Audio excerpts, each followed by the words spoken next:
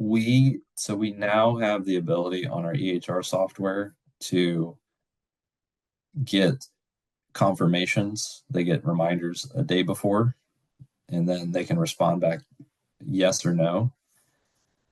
But we've also still been getting way more reschedules than I want.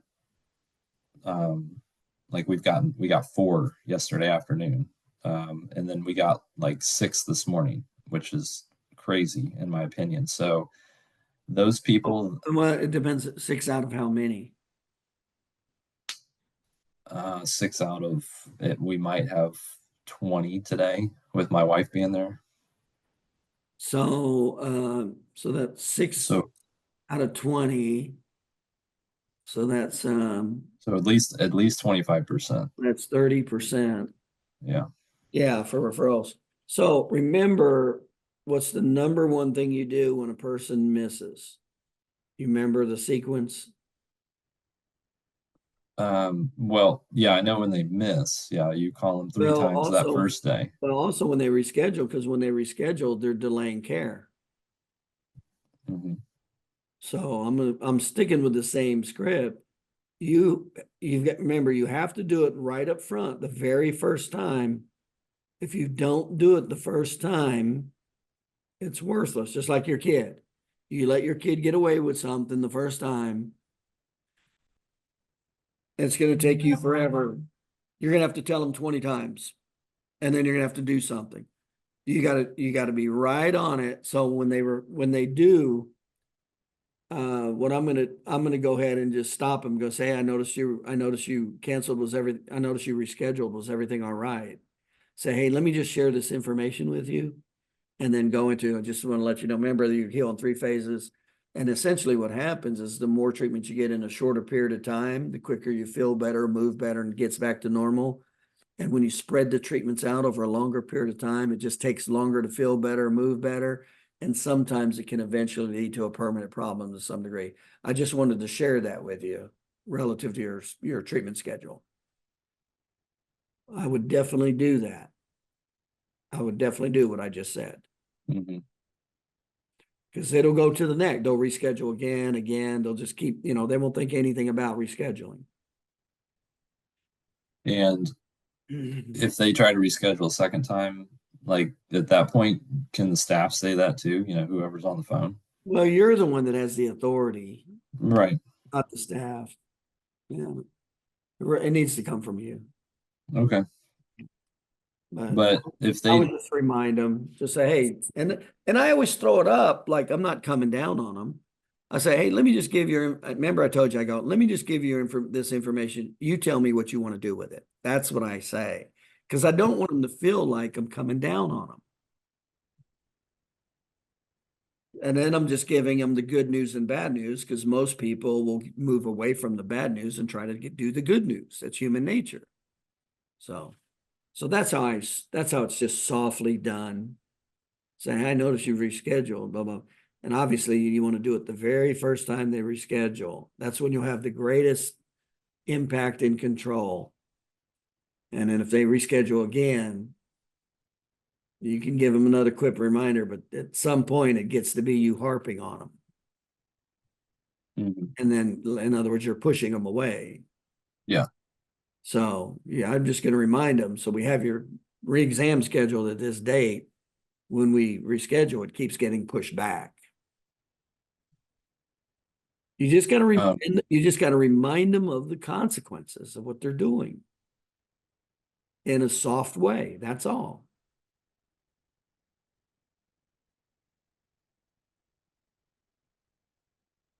I'm just writing notes.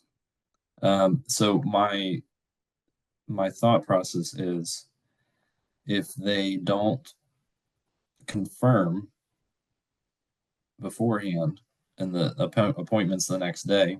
Well, I tell you what I don't like about the yes or no, because I told you I like it when I get a text reminder of something. I don't like it when I have to fucking respond. I don't like it. They're now making me go out of the way to do something. But so I appreciate it when they go, hey, you got your appointment today or tomorrow. I'm okay with that. But when and I know, and And I know what they're doing. They're trying to increase the commitment level. That's what they're trying to do. But I'm just telling you as a consumer, how do I like it when I have to respond, yes or no? No, damn it, I made the appointment. I don't have to keep confirming with you, yes or no. That I don't like. I'd take that out. Oh yeah, it's just an option. It's I'd take it it. out. I wouldn't even be there. They wouldn't even see it. I do not want to be pushing a patient like that. Are you going to make it today? Imagine if I did that to you. Every webinar, I text you, are you going to make it today? Are you going to make it today? Yes or no? Are you going to make it today? How you like that? I get what you're saying. I'm just telling you that personally, I pay a lot of attention to how I would feel about things as a consumer. So I really appreciate when they send reminders. When they tell me yes or no, it pisses me off. Okay, so if they make the initial appointment, we don't need to reach out to them again beforehand. Not for yeses or nos, but as reminders, yes. But not to make them go out of their way to click yes or no. They already made the damn appointment. Okay, so the people that don't confirm don't reach out to them beforehand. I'm telling you, I wouldn't even have it in the text. I want it removed. Okay, I want it in the text. I don't want them to think they got to go out of their way and respond to me. got you. I already told you how I feel about it. I don't know if you've gotten these. You feel okay when these people do that, and every time you got to click yes or no, and you've already made the appointment? I mean, I get it. I mean, I feel it like did bother. I feel like they're bugging the hell out of me. Got you. Okay, so what about getting a text an hour beforehand? Or is that overkill? Oh, no, that's good. So if they get one the day before and then they get another one the hour before. Well, the frequency I would do, remember, they're not patients coming in once a week or once a month. So do I want to send 3 texts if the patient, for each time somebody comes in and they come in 3 times a week? You think that might be overkill? Oh, no, it would be 2. It would be 2 texts. Okay, let's say they're coming in 3 times a week, and it's going to be 2 texts per time they come in. That's 6 texts that week. You think that's overkill? Not for some of my patients. Heck no. They forget. I'm just talking about normal. I'm just going with the C curve, average, not off to the left, not off to the right. I'm going right in the middle. Yeah, I know you're going to say yes. 3, damn sure. 3, no way. The day before, the morning, and the hour. Yeah, that's fine if you're doing a webinar, right? Once a month, fine. Like when we do the attorney presentations, that's what I tell you to do. But for somebody who's coming in 3 times a week, hell no. No. If it were me, I'd remind them. It'd only be twice. There's no way it'd be 3 times. And there's no way somebody's No, not 3 3. times a week. I'm gonna notify them 3 damn times, 9 times. Hell, No. We couldn't even do that if we wanted to. I'm definitely taking the yes or no out. That's bullshit. And if it were me, I would just be doing the once. I would Yeah, just, that's what we were doing for a long time. that's all I would do. Unless I saw there was a problem, there's a lot of people missing or whatever. But if people's missing, what's the origin of the problem? If patients start missing their appointments and rescheduling, what's the origin of the problem? It's either the doctor's recommendations or it's the way that rescheduling is being handled from the Well, phone call. number one, it's the strength of the patient education. How strong was your patient education? That's number one. Number two is, this is the other reason, remember, you don't schedule people like at 11 one day, 3 o'clock the next day, 10 o'clock the next day. You're guaranteed to start losing people when you do that. Remember, when you schedule them the same time on the same days. 4 o'clock, 4 o'clock, 4 o'clock. Right? Make sense? Yep. If they're in the beginning. Yep. That's why you schedule them at the same time for their treatment schedules. You'll lose a lot less people calling in and rescheduling all that. It's hard as hell. People, people, we have our routines. We have routines. So you just, when you go into the routine, you want to be consistent. You know how many people would be showing up at my webinars if one day they were at 10, one day they were at 4, one day they were at 1? Nobody. Yep. That's why you stay consistent. So that's the other reason you'll start losing them, just from consistent. But the number one reason is the strength of the patient education. And then number two is if you're doing that, moving them around. And then number three, if you got those weird hours like that. And then each visit, remember, each visit, the person has to be reminded of what you're doing. Remember, you never want a patient visit to come in. They just get treated and leave, and they were not reminded of why they're there. That's what in other words, you have to remind the patients every day, even on a micro level. That's why it's so important when you do the E&Ms to do it out loud. You have tenderness here, you got fixation here, tenderness, okay, not good. Muscle spasms here. And then when you want it to be interactive and engaging, okay, that's because that's what they want. That's what they're paying money for, is that specific thing you're doing that day. So you always want to do that because it reminds them of the value in what you're doing. And then also when you do the SOAP notes, that's why I say when you do the SOAP notes, you want to say them out loud so the patient can hear you, to remind them these are the problems and this is what you're working on. But it's too many times chiropractors they lose discipline. I can't tell you how many times patients will come in, they'll get adjusted, and the patient won't even reinforce, the doctor won't even reinforce why they're there. They'll be talking about the ball game or the weather or this and that. They may just get to one. They may go, "How you doing today?" Scale of 0 to 10, and then that's it. Next thing you know is, "Hey, how's your mom doing?"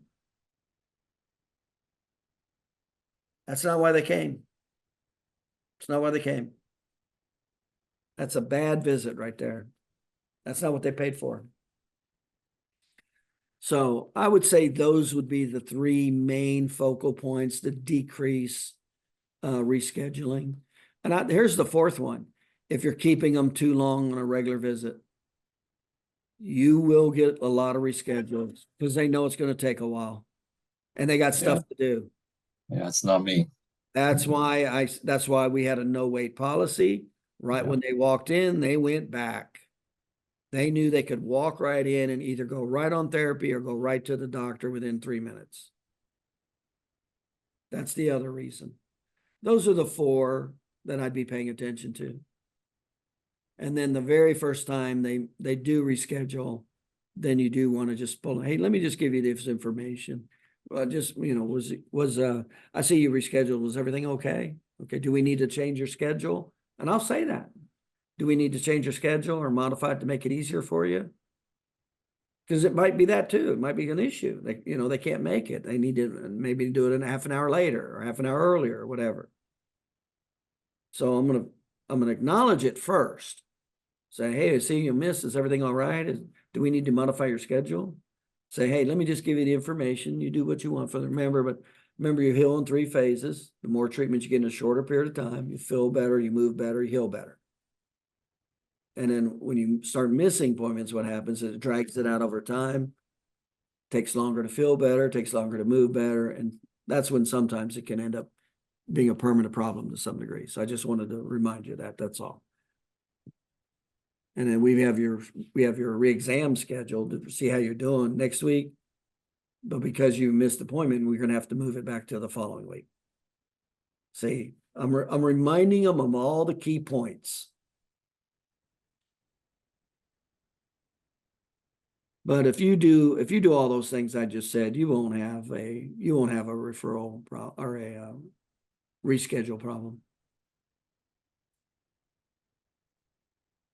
Yeah, I'm just irritated because, it's the summertime, but to have 10 reschedules Well, in I will two tell you shifts. too, there's certain times of year that's Christmas, first 2 week, Christmas, they're going to reschedule them.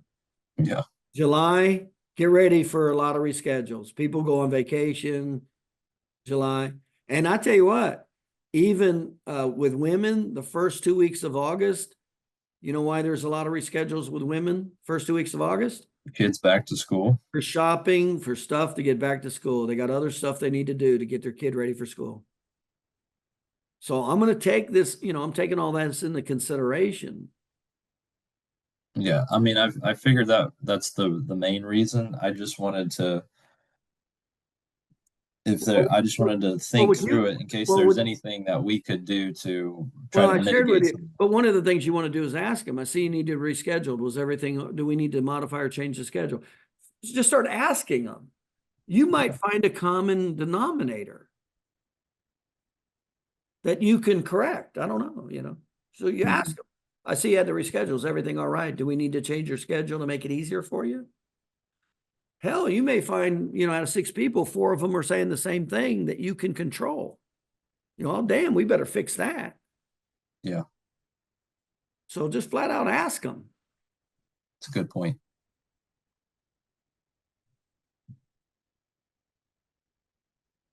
You could never, I mean, everything's communication, communication, communication, and then it's communication. You can never over communicate enough.